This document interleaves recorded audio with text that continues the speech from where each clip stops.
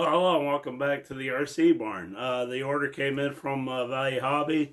Unfortunately, one of the SA37 servos I ordered for the rudder elevator is not working, so I just reached out to Value Hobby to see if he can get that taken care of. Give you an update on that, but that won't stop us from starting to build here. I do have some Tower Pro servos in the drawer here. Some little minis and stuff. Like I even got a HS55 here that we might be able to use that I know works, but I have other tower. So it's just a rudder. We can use something like that in there. I think I got some Metal Gear ones in there too. But anyhow, what we're going to start with is just getting all this assembled.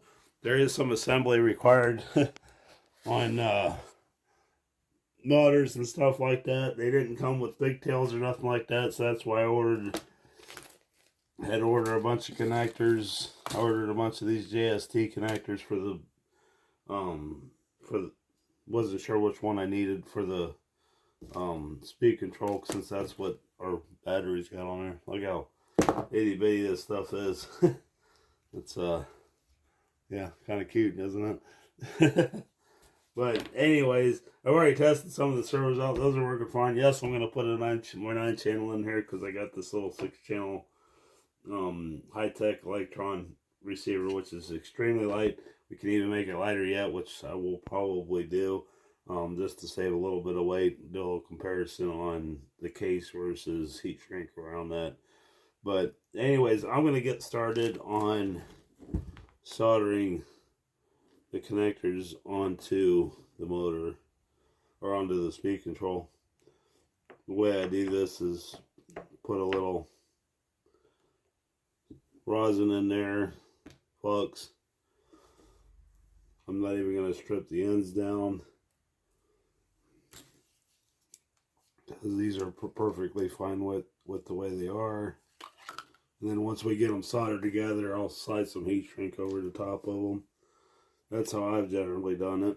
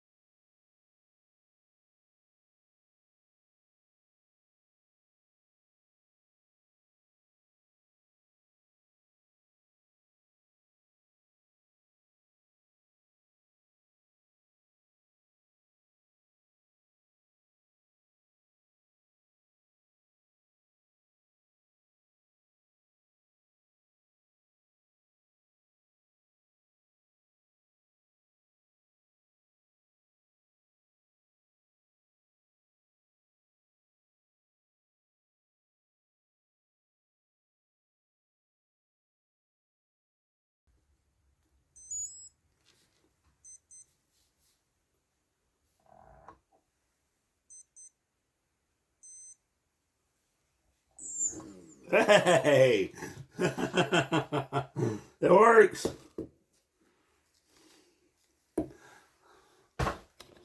It's a little closer here.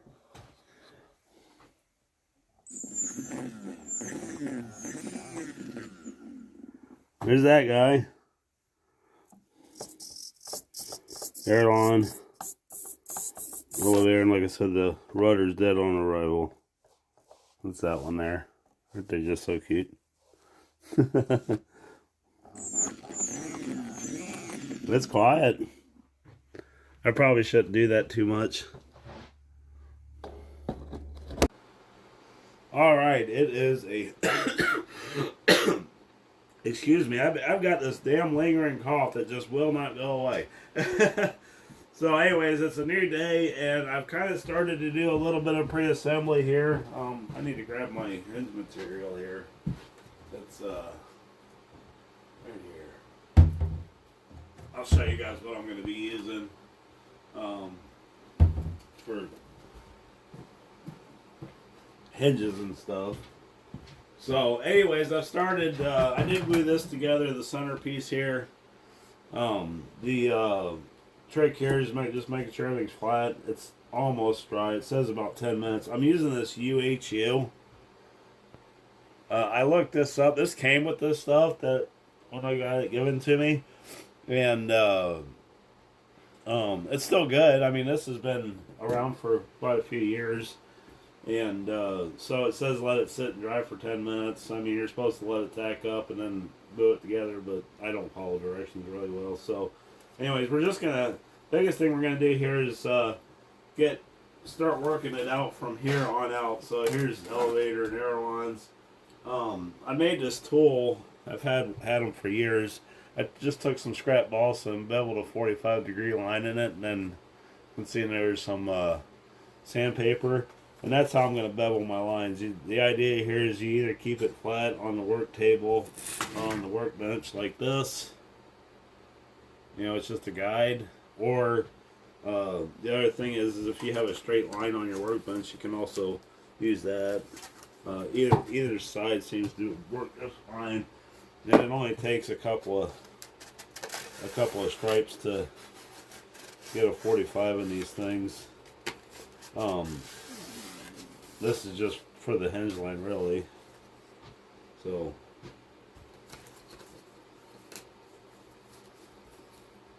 show you here that.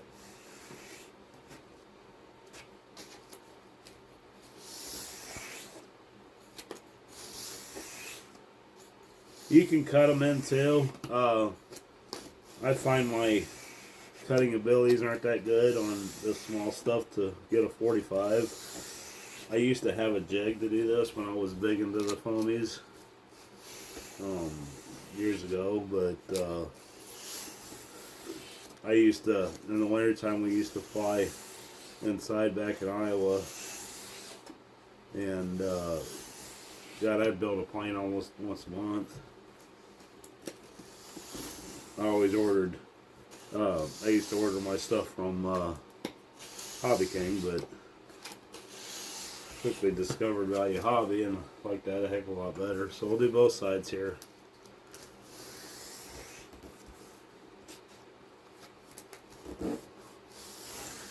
I am going to have to make a new firewall because my motor doesn't quite fit on the kit supplied one. So there you go. It gives it a really nice 45 on the surface there. Then all we did was we lined this up. Now this Dewberry does take plier hinge. You could use this stuff. I'm using it because I got it. I've used packing tape before. Works just fine.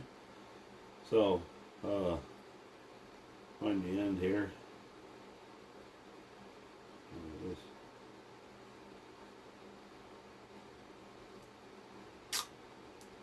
Probably about the easiest hinge method you'll ever find. I always go past my hinge lines and then I'll cut it.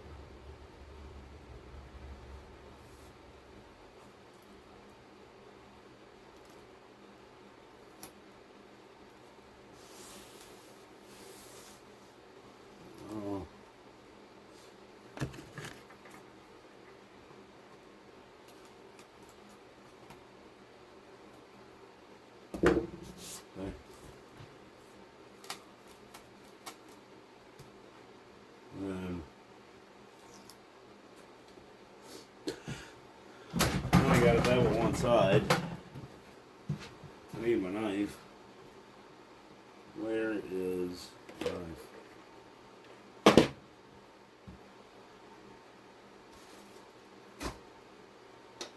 Huh.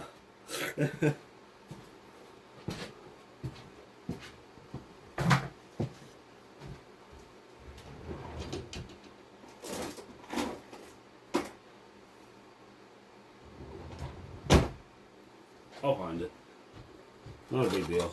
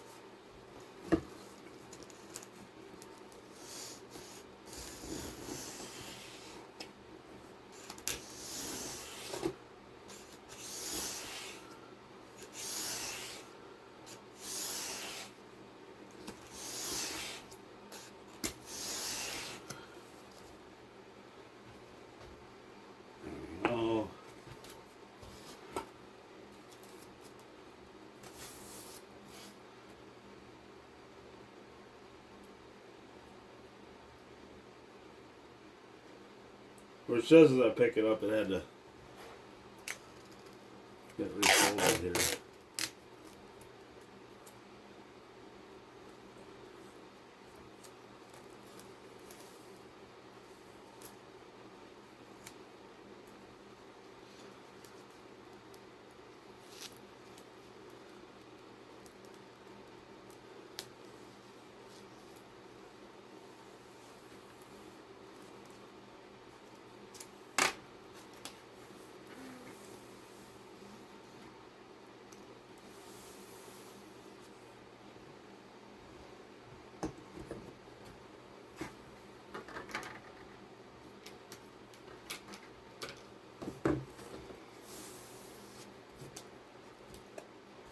There we go. Do we need that much control surface deflection? 45, 90? Probably can't get it now. So, anyways, there's that part of it. This is almost dry. Next step will be putting this bottom panel in. Hopefully it still lines up.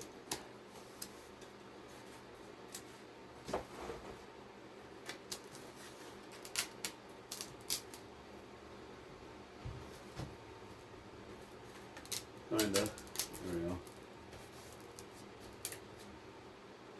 I do need to pick this thing up once it's dry, and then I can glue that down and, you know, make sure it's all square and everything. So, anyways, little steps at a time. I did get an HS55 out of the drawer here, and that works just fine. So we'll set that up for rudder servo. Then we'll put the new one on elevator, and then the bigger servo on aileron. So it only gets a single.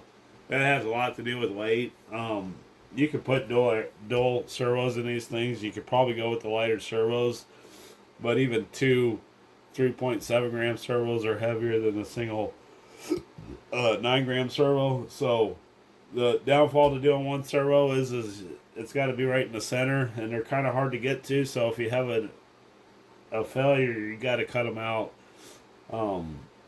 I've done it before to where I just cut the bottom out here.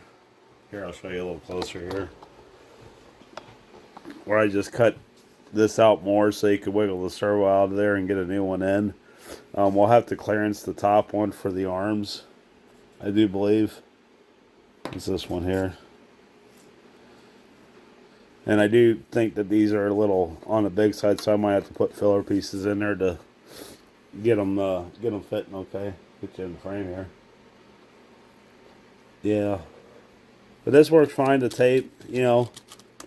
These don't fly very fast, so they're just slow and maneuverable if you're not that familiar with them. But anyways, these keys, you can see where it's not fitting flat underneath here because these key and they key into the top.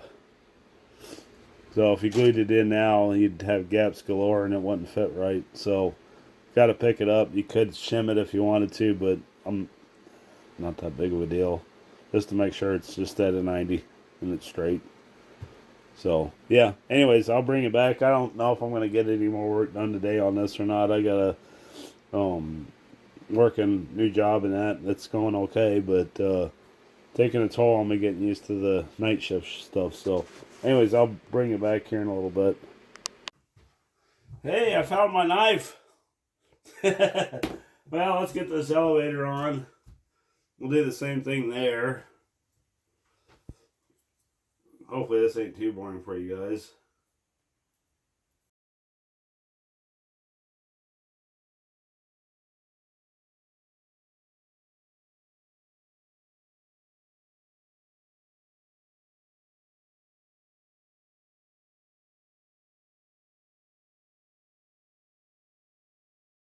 Before we, just want to make sure I ain't got no gaps in the thing. I do have thoughts about bringing this to Toledo with me and selling it, so that way I can go on and build with another one. So this is our aileron servo here.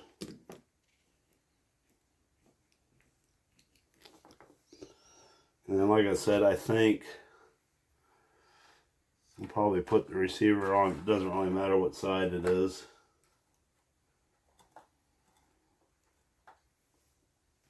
I got a little pieces of foam here.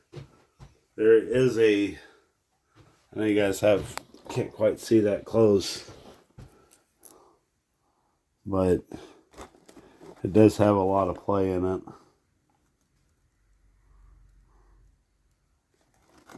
Yeah, side to side doesn't matter a whole lot. Front to back does.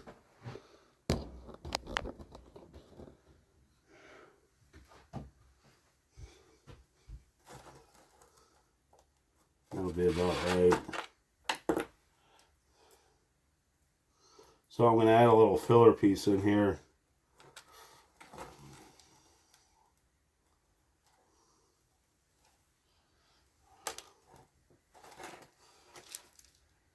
There's my knife.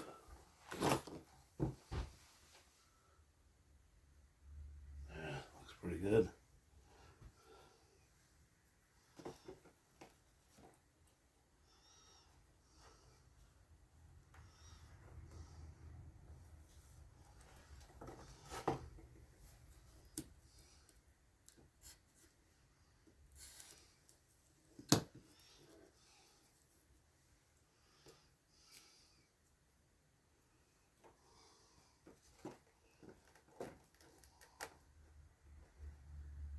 Pretty good there. Add a little bit of glue to it.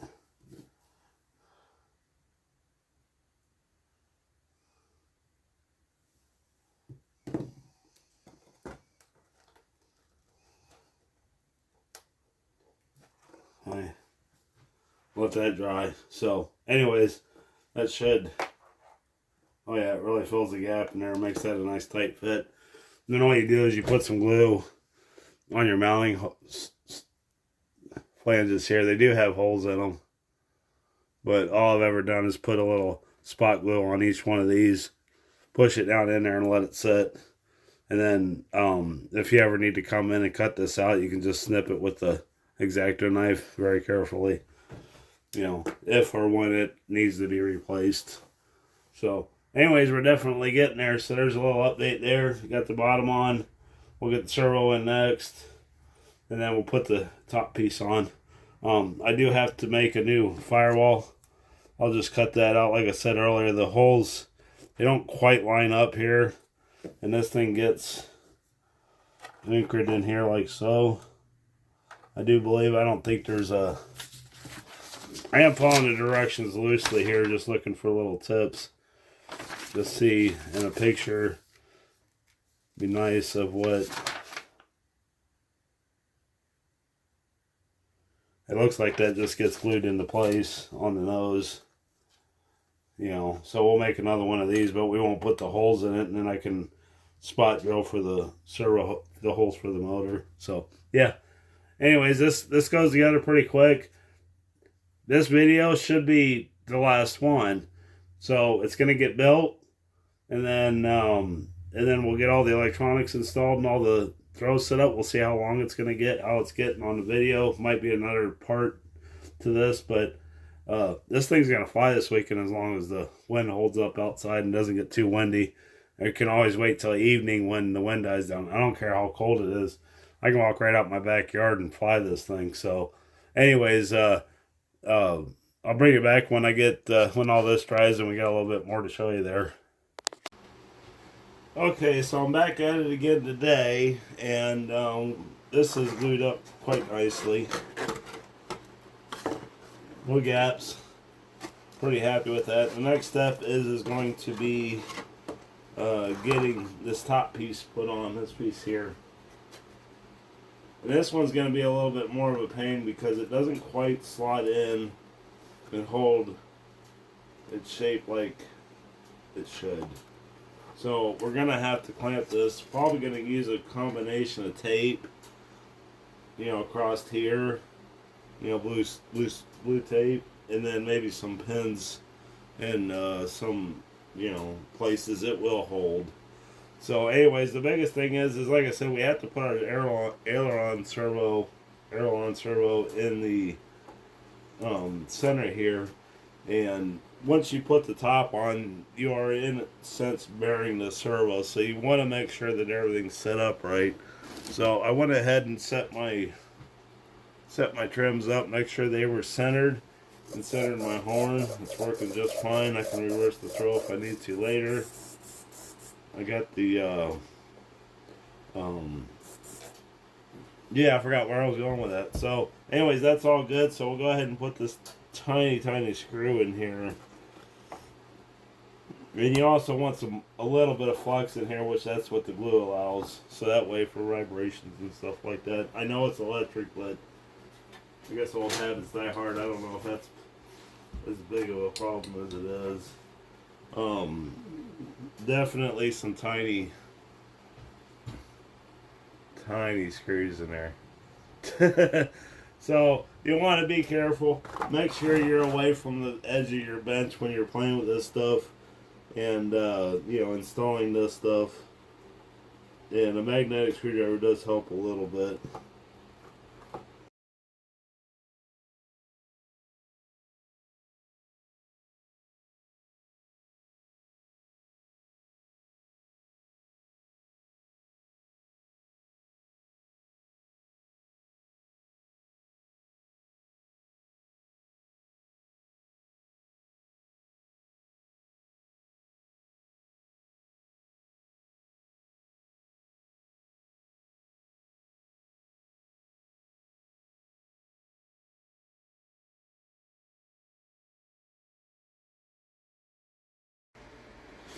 All right, that's all I have time for on today.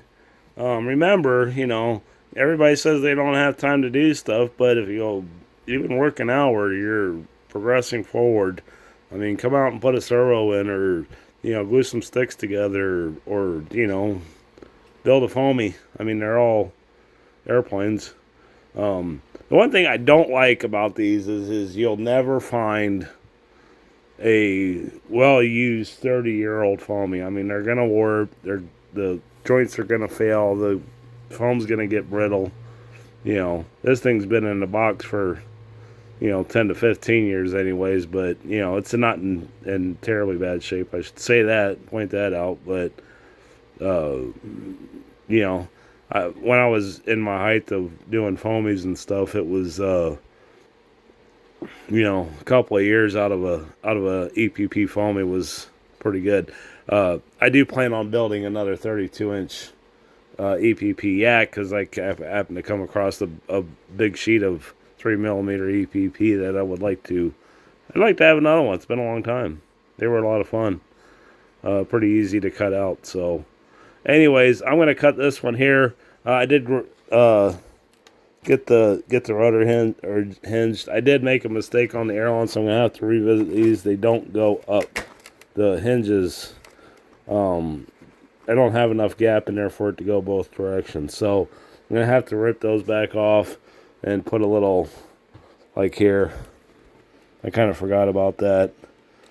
You bend it in, opposite of the hinge line of your tape. So that way you get enough deflection, and then that gives you your good seal gap. You can see the gap in that. So, yeah, I kind of forgot about that. To leave a little bit of a, half a millimeter gap, or, 16th of an inch gap or whatever. But I did get the rudder servo in. This is going to be our rudder because the arm's pretty long on it. So you got to keep it above where it can go right across here. So it's got to go pretty high up. It would be the same on the lower end. So there's that is put in. And then we'll have to put a hole to put it underneath here and then through the fuselage, because the receiver is going to go on this side, since that's where the majority of our connections are at. So, yeah, coming along. Next day, I do have to work tonight, so I ain't going to be able to work on this thing all day like I planned. So I wanted to work on the motor mount here. And this is what we started with. And this is the piece that I just cut out of my scroll saw. This is going to be metric. I went a little thicker. This is probably 1/8 inch or 3/32. it doesn't matter a lot. You just don't want to go less. So I rough cut this out. I'm not gonna sand it or anything. I'm not too worried about, you know, how good it looks. It's gonna be covered up by the engine anyways. And then I pre-drilled my holes, and then I screwed my screws in, and then I screwed them back out. I had to open this up a little bit. Make sure when you do your initial motor mounting that you can turn it easily. You don't want it this rubbing, because there is a little bit of the I guess you call it the motor rod or the crank of the motor. I don't know. And protruding out the back, so you got to have this clearance hole in here so that way it'll spin freely. So make sure it spins freely. After that, I took it all back apart. Make sure you do this outside of the plane for obvious reasons. I CA'd. I put drops of thin CA down the holes. Give it time to dry. I know it's instant, but you don't want this glue touching that foam. So the next thing here, I did fix the air ones too while I was off camera. I guess I need to do a little bit more there. But we're going to go ahead and mount this thing. The biggest thing here is to make sure it's somewhat, or that it's straight, and that the mounting surface here is flat. If you got to make any adjustments, now's the time. So it doesn't really matter which position this goes in, just as long as it's straight. So we're going to go ahead and do this puppy in, and then we'll give it our 10 minutes to dry. But I am going to let this thing cure overnight before I get too crazy. Of course, my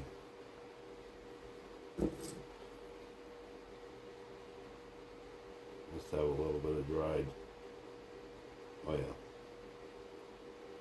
There we go.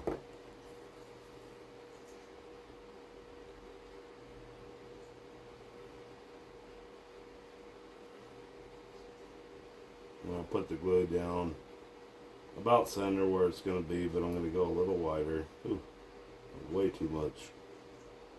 What's my script say? Perfect.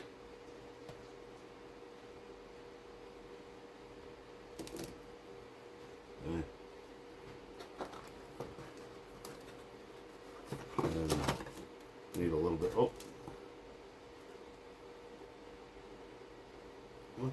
Let go of my finger.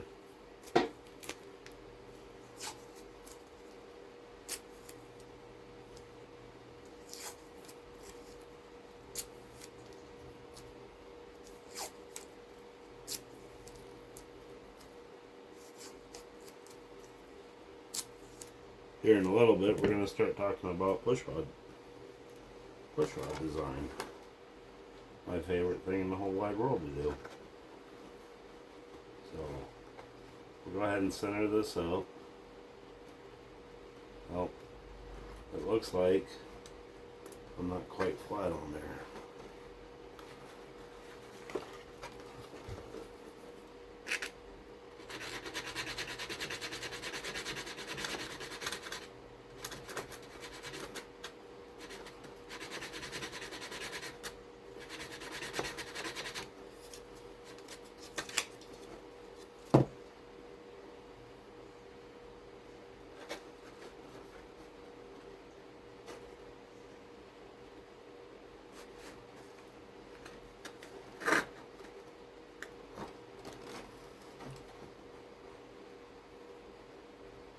Still not quite flat.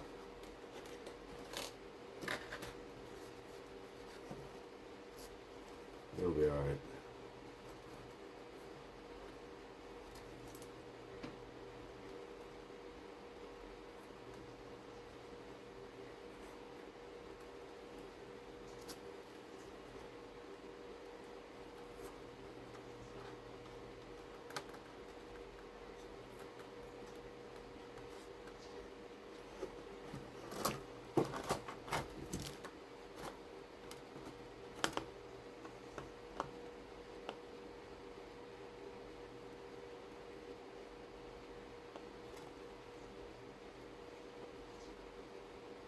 electric glued, and it ever hurts on the motor mount.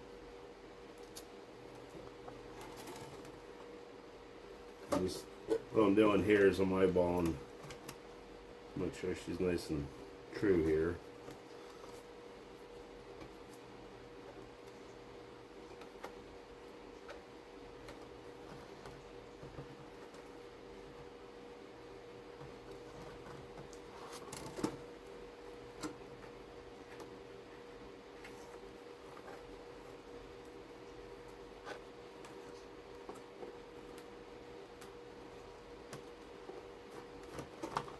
Okay. Pretty happy with that. Like I said, it don't have to be, oh my god, perfect, but we don't want it this way. I guess you can't really see what I'm doing here. Don't want it like this or this. Don't want to have any weird thrust angles. Looks pretty true to me. So we're going to let that dry. Like I said, it takes about 10 to 15 minutes to dry, but I'll let that dry nice and hard for, you know, get it good cured for 20 minutes or whatever. Make sure it's nice and dry, and then, you know, tomorrow morning I'll mount the motor. So, yeah. So anyways, I'll bring it back when I get set up to do linkages here. I gotta make sure I got all the right stuff, so I'll bring it back. Alright, linkages. I'm not gonna bore you with making every single one on here, but I just thought I'd show about what the way it was taught to me, how to do this, to make nice light linkages that work. We're not talking about a super fast airplane here. This thing's gonna live its life pretty much nose up.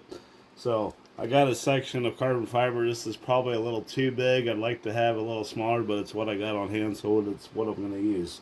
So I got this stick will probably, one stick will probably do everything. I got another one over there in case I need it. And then what I do is I grab a control horn, and I went over to my bin, and I picked out a piece of music wire. I'm not sure what size this is. It's pretty small, but it fits in the horn just fine. So I want a nice fit, but I don't want to come in here and hog these out for bigger or anything like that. You get into yeah, you want a nice tight snug fit in there.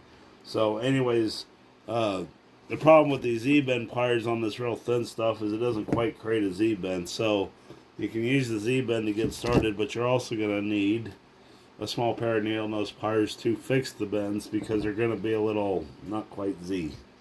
So I already did that. I came in here and I Z-bend that. I don't know if you can see that or not. It's going to be hard to focus on this little stuff. There you go. Stop bouncing. Okay. And then you need some heat shrink tubing, because that's all we're going to use to attach this. So the biggest thing with these control rods is because this is so flimsy, you want it as short as possible. So I'm going to cut it about an inch and a half long past the Z-bend. And then we're going to put our section of heat shrink tubing over it. Green is all I got.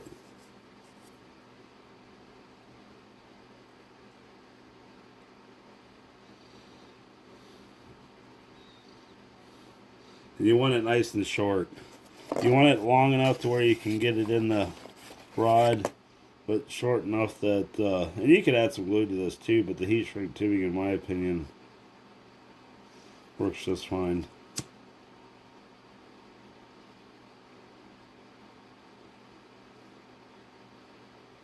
And that's all she takes. So you end up with something like that. Said I don't know how well it's going to focus in on that. So that's what I do. So, and then we'll cut it to length. Obviously I haven't put it in, haven't got anything in the plane yet. Then we'll do the same thing on the other end. The only difference is on the other end is we're going to wait until it's in the plane to shrink it. Now once these are installed, they're installed. They're done. You can usually take them apart, take the servo arm off, but it is quite the chore. So this is kind of a one step you're done. So anyways, here I'll show you Z-bending this end. And it Z-bends really easy, but that's kind of what you're left with. You can see how it's quite not a Z-bend. You got some angles in there. So I'll stick my pliers in here. And I'm just going to straighten this out a little bit. It's really easy to bend this stuff. Literally just do it with your fingers. And then you can...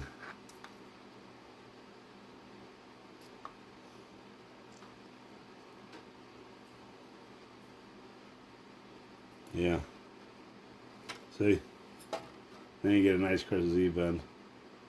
So that is the control rod. So I'm going to get all these set up, and then I'll bring it back when how about everything's moving. We're going to do this for the rudder, elevator, and both aileron sides.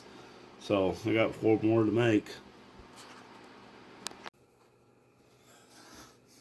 All right, so got all that.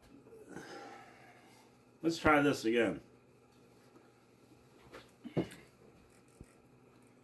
Okay, so I got all the linkages done up here.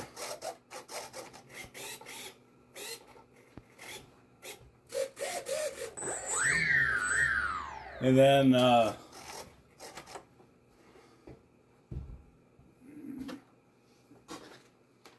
went ahead and installed the speed control and the receiver on the bottom side. I did put a tube back here for our antenna, and I charged all the batteries up.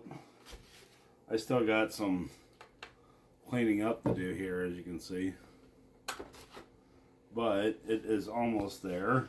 I put a really small hole, I don't know if you can see it there, for that top servo to come back around to the other side here.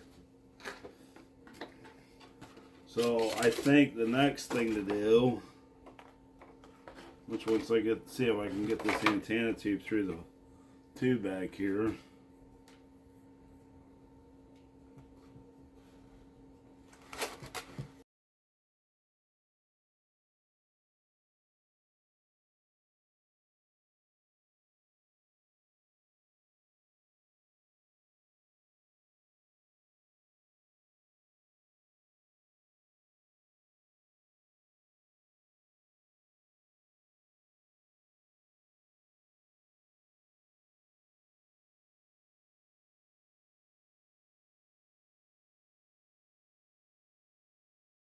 And this is not, this is solid rod. This isn't tube.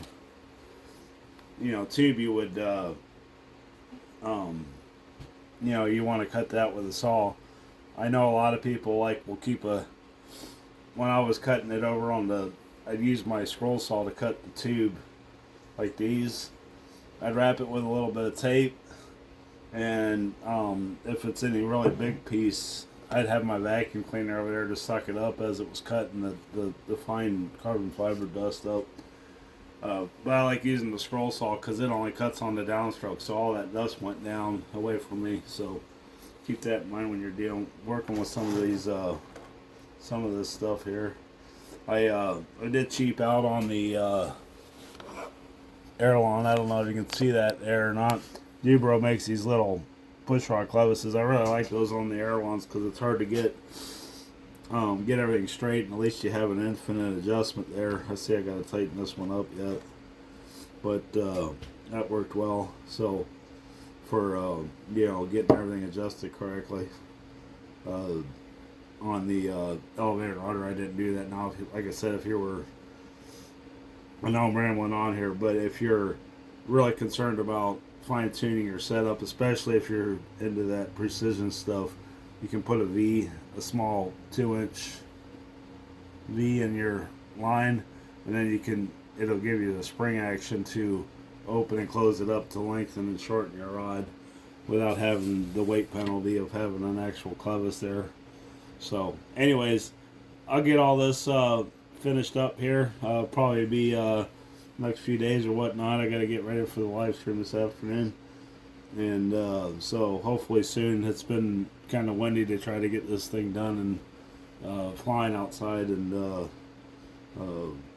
so yeah, I'm getting there though, but yeah, it'll be done here before we know it.